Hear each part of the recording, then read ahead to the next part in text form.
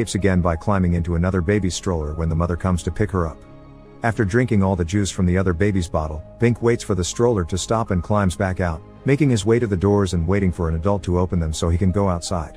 On the streets, a reporter is already covering his kidnapping on the news, and he crawls past her when he sees a taxi, which also reminds him of his book.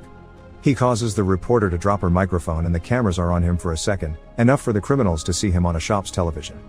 They rush after him but they don't make it in time. Bink crawls into the taxi and looks at them through the window as the car drives away. In the meantime, the Cotwells receive a call from a man claiming to have seen the baby and go check it out. The man points at an apartment after getting some money out of them, but it was of course a lie. It's a random baby belonging to a perfectly good woman. When the taxi parks to drop off its passengers, Bink crawls out and sees the zoo across the street, which also is in his book. The criminals arrive then, having followed the taxi with their van, and see him cross the street without any issues. They try to do the same, but it's more difficult for three grown men to be ignored by the cars, so a vehicle ends up driving over their toes, causing them to run away in pain and fall into a ditch.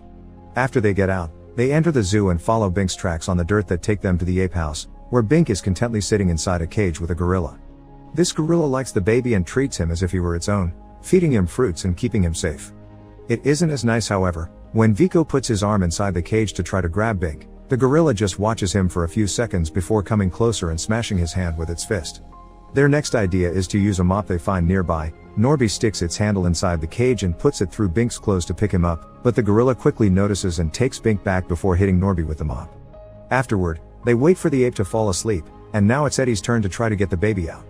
At first, it seems he's successfully bringing Bink closer, but the gorilla wakes up, grabs Eddie, and furiously tosses him against another cage after roaring on his face.